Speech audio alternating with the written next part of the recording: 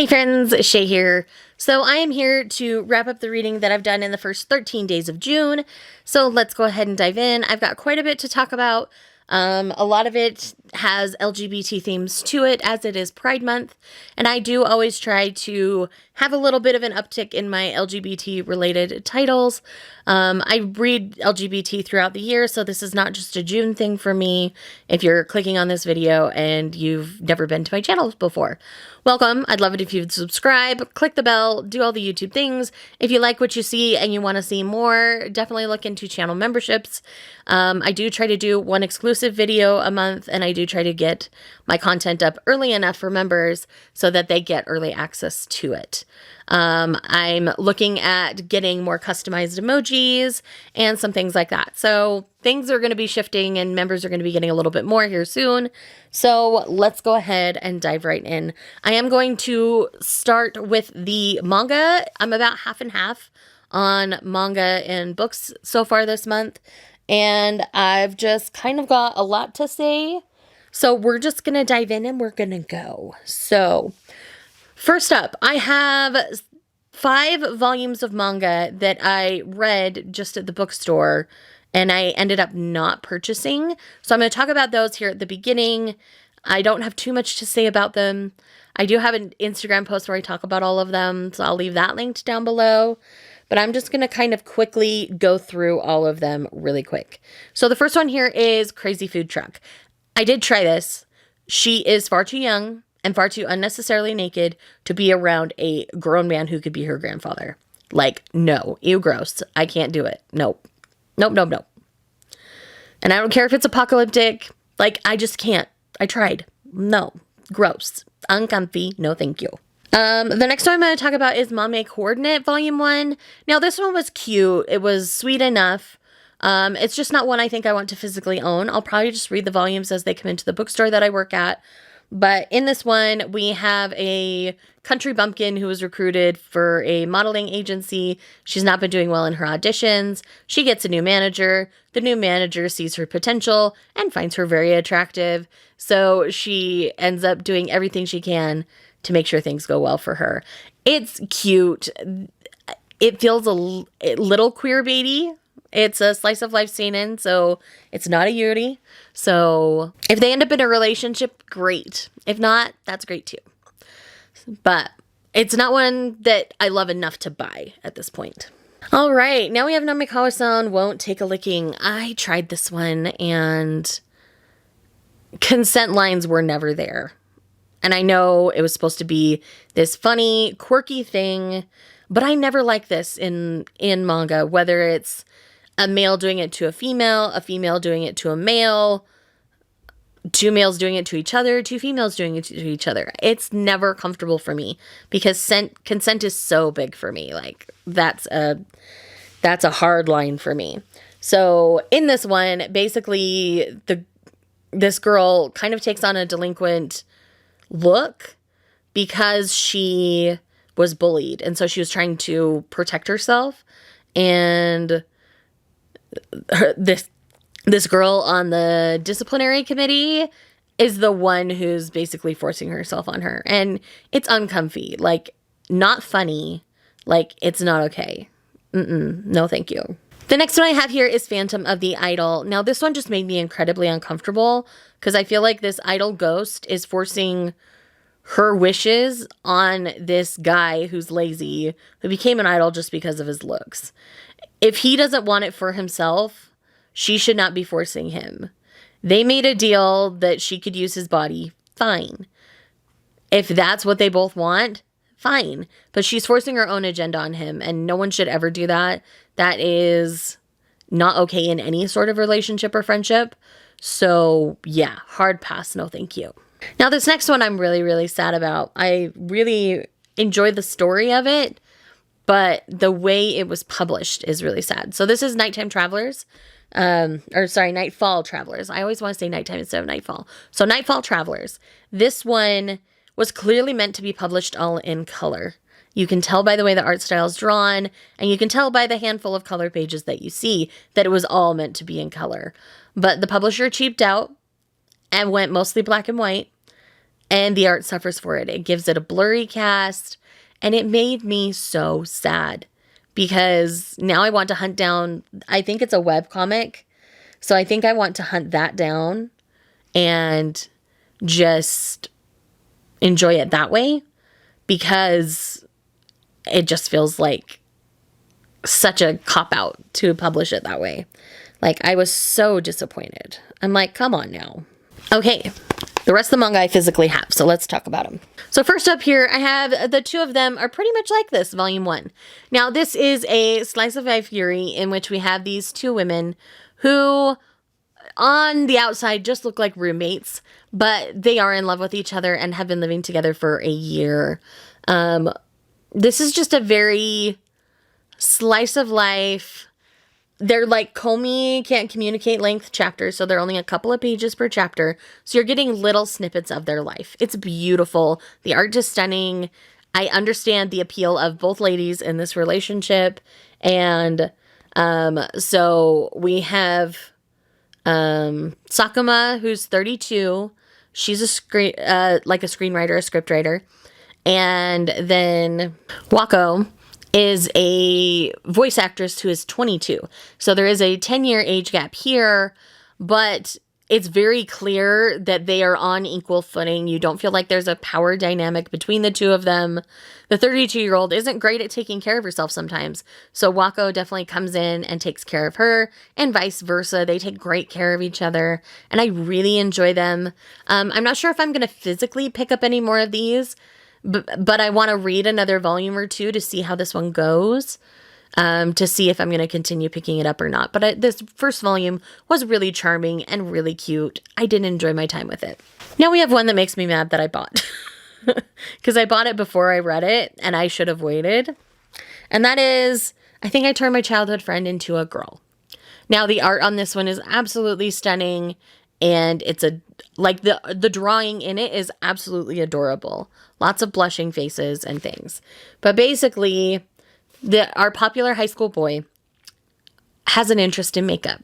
So he takes his best friend who, is a dude with long hair, and basically begs him to put makeup on him. And then he puts makeup on him, and of course he looks like this adorable girl. And at this point, this friend starts to become confused as to their own identity, because they're finally getting the attention of their crush.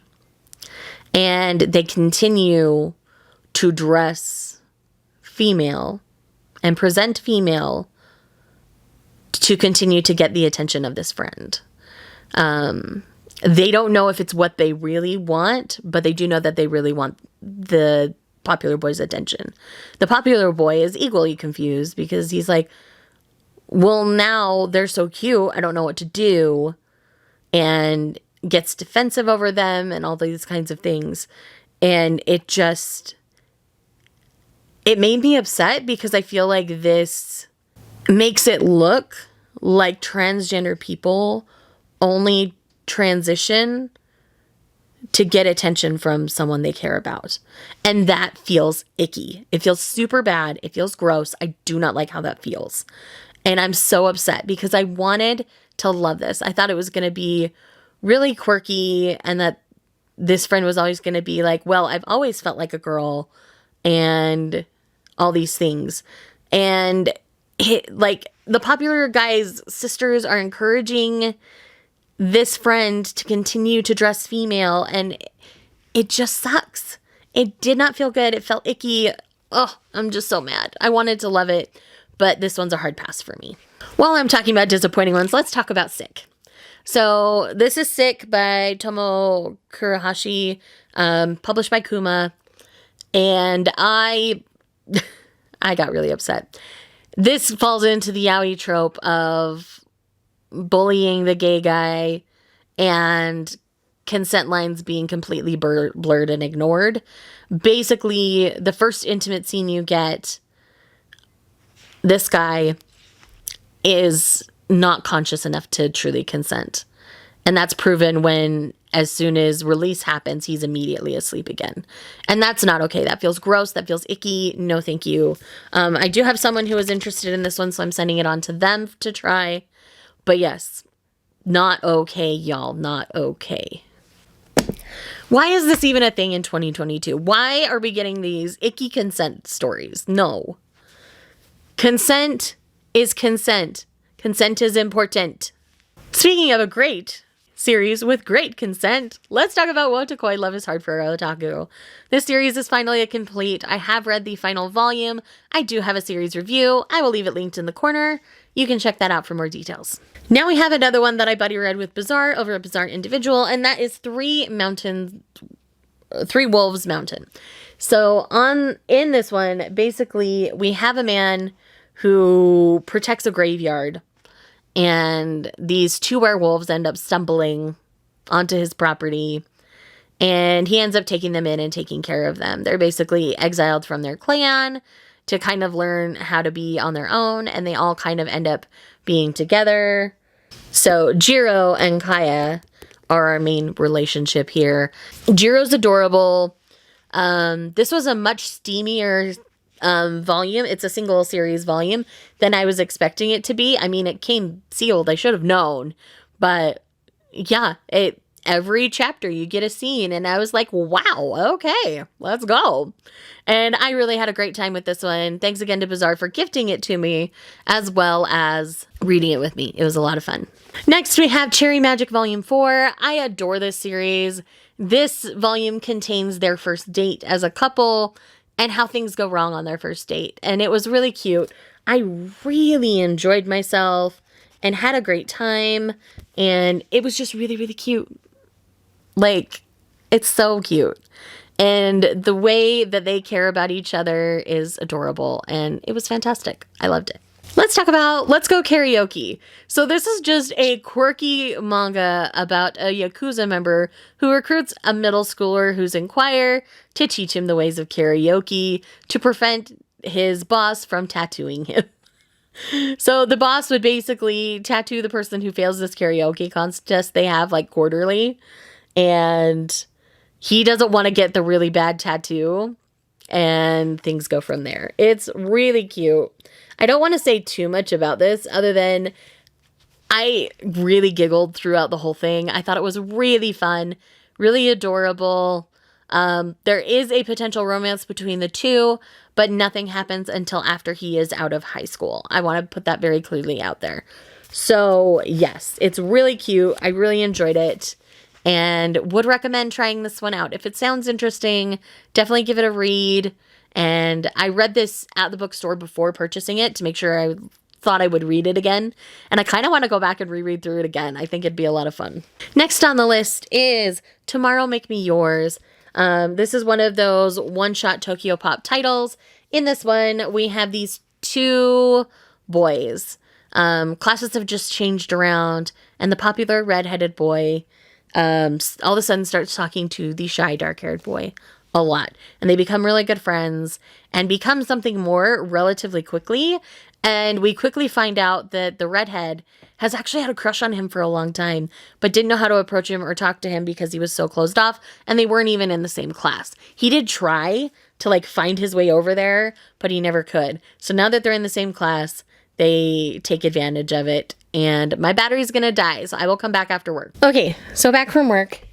And I believe we were chatting about Tomorrow Make Me Yours. So yeah, in this one, the Gingers had feelings for the guy with the dark hair a lot longer. The way the relationship develops is super sweet. I really enjoyed myself and I really enjoyed my time with this particular title. And yeah, it's contained in a single volume. So if you're looking for a quick, short, sweet BL, it does have one steamy scene right at the end. But otherwise, it's pretty clean and adorable. And I really had a great time. This next one is one of my favorite titles that I've read all year. And that is I Want to Be a Wall, Volume 1. In I Want to Be a Wall, we have a marriage of convenience, essentially. We have an asexual female and a male that she married who's in love with his male best friend.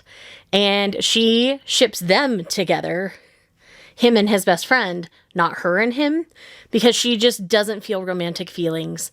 And this is a beautiful exploration into sexuality and what that can mean and what a healthy relationship and marriage can mean, even if there's no sex involved for the two people. And it is so beautifully done so far. I'm very excited about the future of this series. And yeah, can't get enough. Really looking forward to volume 2 of this one. Next, we have Vampire Dormitory volume 4, which in my opinion really kind of turns the tide for the series. I feel like volume 4 sets it apart as kind of its own. It changed the dynamic of the politics within the story, and that made it really interesting for me. I ended up really enjoying this particular twist, and I'm really looking forward to the next volume. I do already own it, I just have not read it yet. But yes, more Vampire Dormitory coming your way soon. Next, I also finally caught up on Spy Family Volume 1.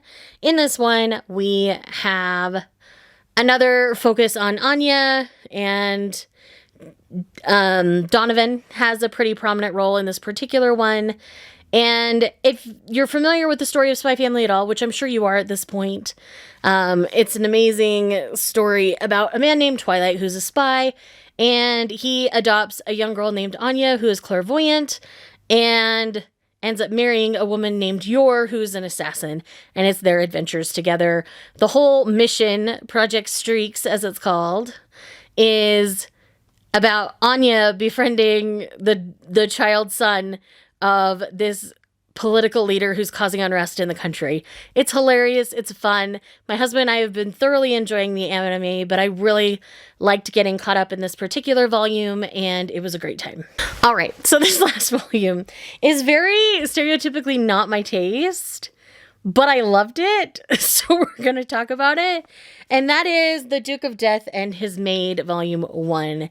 Now, this is a ecchi style story, which is not normally my thing. The ecchi seems very mild in this particular story, and very just on the side of things. It's not the main focus. So essentially, we have this young man who, when he touches things, they die. So he can't touch anybody with his actual, body. And it's about the daughter of the former maid, who is now his maid, and how she tries to push the limits with him because she loves him and he loves her. And so she tries to push him to touch her, and she says things like, "Would you like to touch me, Your Grace?" And he's like, don't toy with me. And their push and pull is really fun to read. This is definitely leaning more into the comedy side of things. And, for it being an ecchi, her outfit's really not too bad. She'll pull it up and show her stockings and her garter and stuff. And then there's one point where he comes to her bedroom and she's in her bedroom. So you can gather from there knowing it's ecchi. But when he says something and asks her to change her state of undress, what she puts on is very covered up, not just barely covering what's there. So it's done in a way that I find tasteful for an ecchi. So I think that's why I'm okay. So this is the one I'm going to take volume by volume. This is 16 volumes in Japan. So I don't know how they're going to stretch this out. Then again, I didn't know how they were going to stretch out Kaguya-sama Love is War. So what do I know about anything? But yes, I'm really interested in the future of this series. I probably won't buy another volume until I read it, because if it gets more ecchi as the series goes on, I'm not going to enjoy it as much, obviously. So I'm very interested to see where things go from here. So that is it for the manga portion. Let's jump into the books. All right, so the first book, I'm going to try to go in order of the books that I read, rather than rating and stuff, just because it's easier for me to keep track of it that way. So the first book I read this month was When Harry Met Harry. This is an Audible original, and it was honestly kind of forgettable. I remember rating it a 3 and just being it was fine. And clearly it didn't stick with me, so again, it's fine. But essentially it's these two guys, and they kind of start out antagonistic and end up forming a friendship.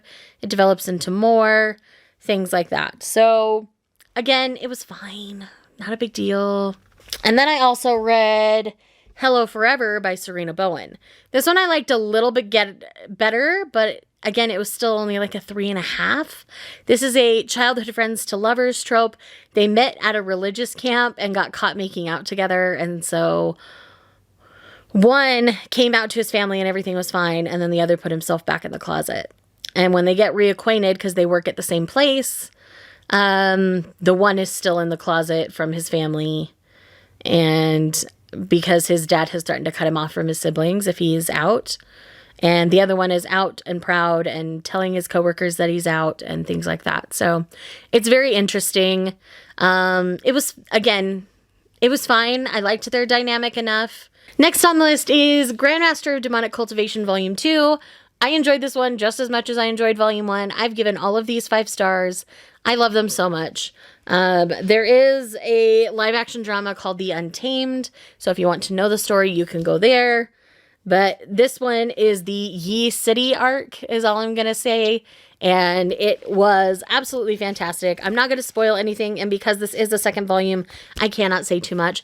But I continue to love Wei Wuxian. And yes, just yes, read it. The next book I have a dedicated review for on this channel, and that is Yumi and Her Heartstrings by Melissa C. This is my ARC copy. There are all my tabs in all of their glory, and I even have a few up top here for specific things. But this is essentially the story of 2 teens, Daisy and Noah. Daisy has cerebral palsy. Noah has very severe anxiety, and they're both coming to grips with their various ailments. And from there, Daisy's embraced hers, and she just wants someone to love her, including her disability. Noah's finally gotten to the point where he's at a tipping point with his anxiety where he needs to get help. And we see him get help through the course of the novel. It's brilliant. Again, if you want more details, check out my dedicated review. All right, the next 3 are all from the same series, and they were on my 22 to read in 2022 list. And that is the There's Something About Marysburg City series by Olivia Dade. The first book is Teach Me. I do think Teach Me is my favorite of the Marysburg books. I really dug the dynamic between Martin and Rose. They both come from toxic marriages, and how they trust one another is brilliant. I really had a great time with this one, and would 10 out of 10 recommend checking this one out. Did I mention Martin also has a daughter? Yeah, it's cute. Next on the list is 40 Love. 40 Love was also very good, but a little less believable. You have to suspend a little bit of your disbelief on this one. And in this one, we have Tess and Lucas. Tess is on vacation. Lucas is the tennis pro on vacation. Theirs is an age gap romance. She's turning 40 on this trip, and he's in his 20s, late 20s, 26, I think. And his time as a tennis pro didn't go very well, and it's about how they see one another in a way that no one else sees them, and they bond over that, and it's beautiful. It's really well done. Again, the plus size rep in both of these has been fantastic. The way the men talk about the women's bodies is very body positive, and they are very reassuring when the women start to feel insecure, and I thought it was done in a very beautiful way. And yes, really enjoyed, would recommend the series. Also, there is Sweetest in the Gale. This is kind of a short story collection of some other couples from Marysburg. And again, it was cute. I had a really good time. I would probably give this one more of like a 3.5. Not all the stories hit me well, but I did enjoy myself and had a great time with these couples. And the Marysburg crew was a lot of fun. I really just had a great time.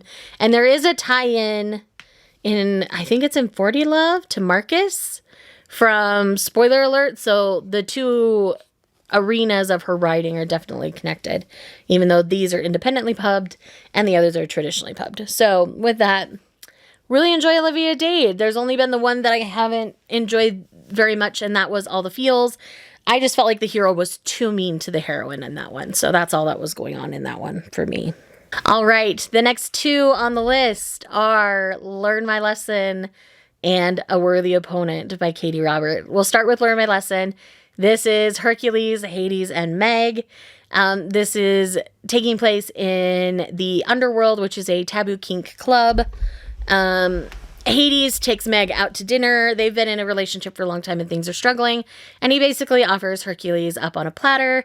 And they become a throuple throughout the course of the story. And they're trying to take down Zeus. It's fantastic. I really enjoyed it. I didn't relate to this one quite as much as the next one, A Worthy Opponent, but it was still very good. So now talking about A Worthy Opponent, this is Tink and Hook. Tink escaped a toxic relationship with Peter. Hook then takes Peter down. 5 years are up for Tink's deal in staying safe at the underworld with Hades, and she's out on her butt, and Peter finds her right away. Before she had left the underworld, Hook offered her safety, so she does turn to Hook for safety.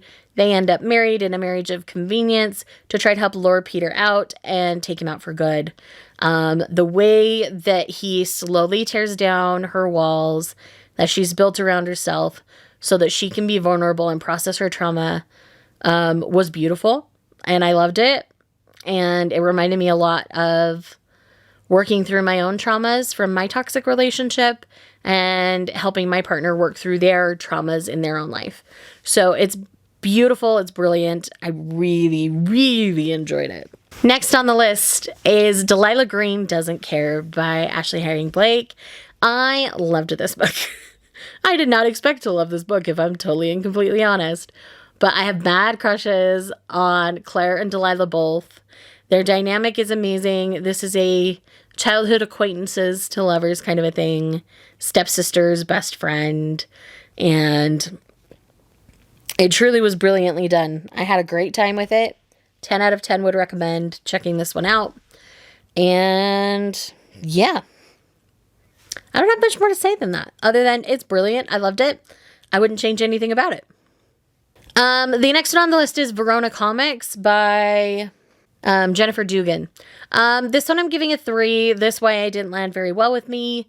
It did what it needed to do to be a Romeo and Juliet kind of story modernized and a little bit queer, but I think it fell apart in a lot of ways, as ways have done for me. Then again, I am not the target audience here, and I've read amazing adult contemporaries this month.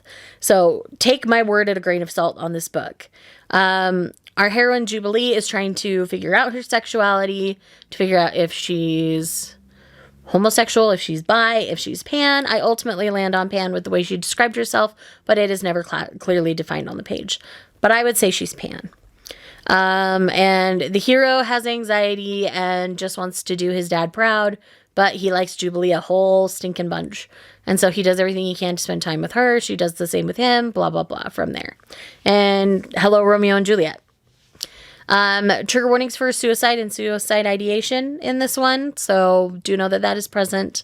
Not my favorite, but it could have been way worse. So with that said, that's everything for the first 13. Nope, I've got one more because I read one more last night, and that is Orc Toy. I checked this out from Kindle Unlimited, and it was really cute. Essentially, she rescues him, and then he turns around and rescues her, and they build a really sweet relationship about it. I don't want to say too much.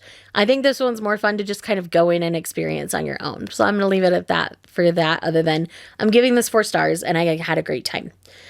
So yeah, anyways, with that said, thank you for checking out this video. If you're still here, leave your favorite pink colored emoji, and I will see you guys in the next one.